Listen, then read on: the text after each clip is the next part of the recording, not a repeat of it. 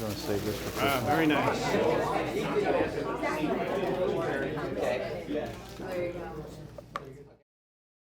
This was a difficult contract, and let me tell you why. In today's world, you notice everything is machinery, robots, automation. On the West Coast, you see the piers out there now in Long Beach. They're fully automated. It started off in Rotterdam. It went into a few ports in Europe. That's the ruination of my union, if that happens on the East Coast. Automation is one thing, to eliminate the manpower for men to work. I cannot have that in my union. I have to stay strong with this contract. I stayed on the hurdle. I wouldn't come off the hurdle until I could convince management that my men can do more moves an hour on a ship than the machinery can do. Now, the machinery does 28 moves. My men do between 30 and 35 moves, and we don't have glitches. So I had to convince them that automation was to save my union and also save their company. And they finally agreed that they would give me a 6-year trial, and it's gonna be the greatest thing that ever happened for the ILA. We got 6 years now to prove to them that we can be better than a fully automated terminal. I think it's great. It's great that we're celebrating having a contract. It's great that we're doing it in advance of the expiration of the last contract. I think it's the 10th or 11th contract in a row that we've signed without any kind of work stoppage or labor grief on either side since 1977. So I think all in all, if you look at it from a high level perspective, it's a great day, and it's a great agreement. This was a hard fought contract. I think both sides realized that there was a lot at stake here. The cargo, which has been migrating to the East Coast, it was something that we wanted to continue to see happen, to see the growth. There were a lot of infrastructure changes that have really helped the East Coast, but if we didn't have a good labor agreement, the expansion of the Panama Canal, the raising of the Bayonne Bridge, the deepening of the channels, the investment that the terminal operators have done wouldn't have meant anything unless we came up with a labor agreement that was going to ensure peace and productivity on the East Coast. I think that the ability to, to have a small group of people that really kind of can dial down, into specific issues and then go back and disseminate that to a larger group, and then understand the larger group's issues and then go back into small committee and have those discussions really is a good working process for us. I think that had we not done that, we may not have had the success that we had. Now we have to live up to the commitments that we made to them and the commitments they made to us. But I do not see a problem. I'm very optimistic that it's going to be great. In our industry and throughout the world, automation has taken over, and it's a way for the employers and management to cut labor costs. And we were successful in negotiating a master contract where we were able to convince management to invest in our membership rather than automation. President Daggett did take a firm stand with our negotiations, but that stand helped us to negotiate this contract that we are going to be signing. And it's probably the greatest contract that this ILA will ever see. I think the most important thing is the health care. It's solid for the next 6 years. They're guaranteed. We have some of the best health care in the nation. That's unheard of, obviously, these days. And the wages is good. So I think that the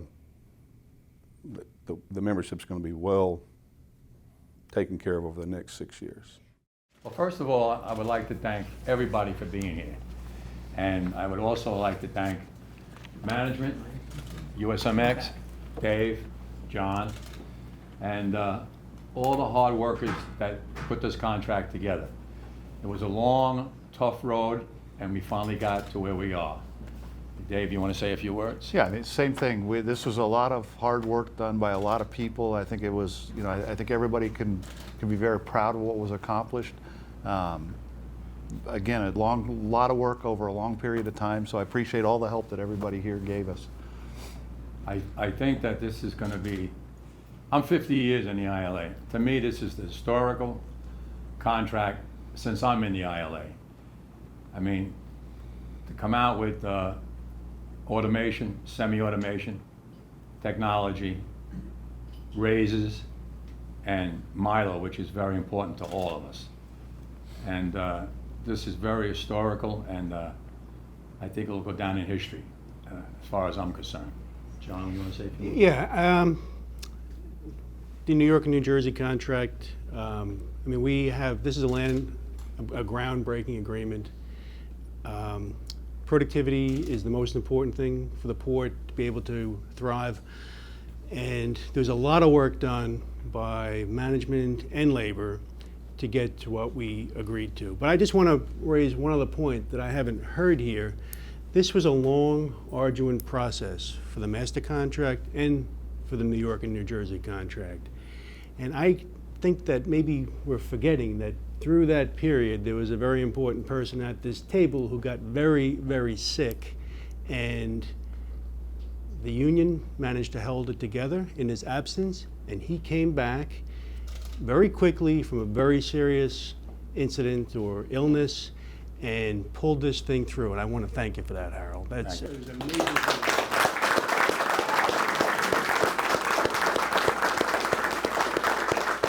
Let me just say this. Being president of the ILA, like now, I'm getting the credit. But the credit really belongs to my membership, the vice presidents, the committee we had, the small committee we had, and above all, I have to thank my son, Dennis, who really put it in all the time. And he took on, I don't want to say took on, he spent hours in negotiation from like 8 o'clock in the morning sometimes to 11 at night. I could never do that. I'm a yeller. I get off my chest what I want and I'm out of there. He'll sit and negotiate the way you're supposed to negotiate. But having Alan on the team, the guys from the South Atlantic, the Gulf, all around the ports, I want to say thank you to you, because we would have never done this without you. We had a problem with Philadelphia, and I want to say everybody stood strong, and now Philadelphia is aboard, and I want to say thank you to Jim Paler and his crew, and I want to say thank you to USMX, because without them, there'd be no contract right here, right now. And he touched on a very important issue, which is I'm going to make sure that my longshoremen, they're going to start doing 30 and 35 moves an hour at the end of this contract to prove that we can outdo automation. And I'm going to stay on top of it, because I know we can do it. I know we don't get glitches. Up here we get snow time, but other than that, we move on. And I want to prove to the world that we can outdo machinery. Thank you.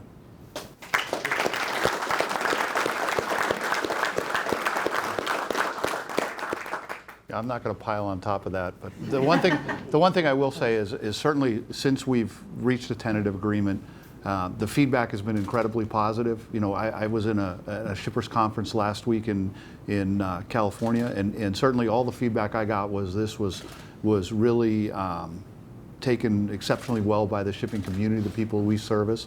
And so I think that, you know, again, I think this is the 10th or 11th contract in a row we've signed without any kind of disruption since 1977. Again, we've talked about the hard work that a lot of people put in, and certainly I think the response to this agreement has been outstanding, and that is beneficial to both the members of the USMX and the members of the ILA, and that, you know, all I've heard in the industry is that they're going to continue to push cargo across the East and Gulf Coast ports, and that's the best thing that could happen for all of us. I think it's going to show the world that management and union can get along. If you fight hard, you stick to your guns. It costs management for this contract over $18 billion. It's a lot of money. Before we didn't went into negotiations, most of these companies went out and bought large ships at $199 million a ship. They extended themselves for these big ships because that's the future. So they spent a lot of money. And in return, they want to make money. And that's what we want to do. We want to let them make money and take us along with them. And I think they realize today that going with a fully automated terminal is not the answer. I believe in my heart they realize that they can get more done with manpower than they can with machinery. A lot of people on both sides did a lot of hard work. It's not easy, but again, I think that the tenor of the bargaining was very positive. I think everybody wanted to get an agreement that was fair for both sides, that allowed the industry to be able to do certain things while it also protected the workforce. When it came to technology, I think there was a lot of work went in. The biggest concern the union had was technology. There was a lot of work went into coming up with a technology document that met what the union's concerns were, but also allowed the employers and the industry to move forward with technology. So I think it was a real win-win for both of us. That was really the primary issue in bargaining, and the economics followed that. So, I call it a fair and equitable contract. Great day, great day. It's really, been working on this for, seems like since we signed the last contract, we've been working on putting this contract together. But now comes the hard work. Signing the contract, negotiating the contract is one thing, but now we have to implement and do what we both said we were going to do so that we get the productivity and that the cargo continues to come to the East Coast.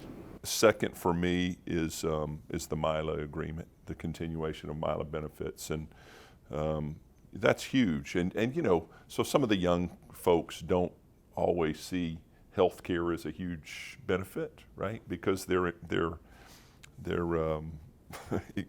don't worry about those things, But certainly for those of us who are getting older and seeing health, having health concerns, MILA is it's a really, really huge part of the contract. Job security. I mean, that's number one. I mean, we're putting people to work, and our man hours are going up. When years ago they predicted around this time that man hours would be on a decline, our man hours are increasing from Maine to Texas, and we're going to continue to do so with the next 6 years. I think it's time we sign this contract, Dave and John. Start signing? Okay. You go ahead.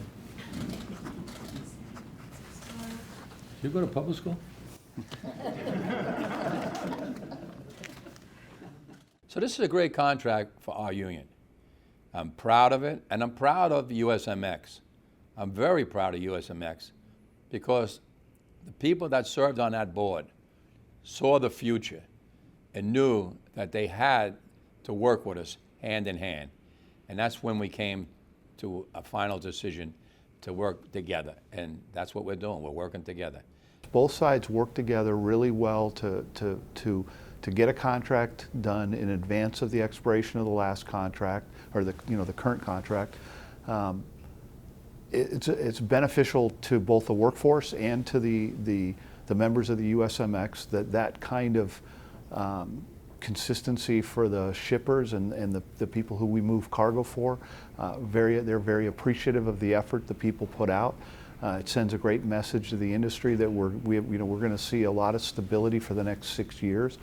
Our contract expires in 2024. The contract on the West Coast expires in 2022. I believe that's a very good, beneficial position for us because, again, we're going to have consistency for the next 6.5 years, and I think that's again, beneficial for both sides. It's in both our best interest. I think at this point we have a pretty good relationship with the USMX. We had a very contentious negotiations in 2012, and sometimes, both sides, you get to a point where you're trying to destroy one another, and then I think you realize that either side's not going anywhere, and I think management came to the realization that this union's going to be here for a long time, and over the last 6 years, we started building relationships, and it wasn't so contentious. And I think we as an industry acted very responsibly, and we were able to get a contract done before the deadline, and I think that says a lot about both sides.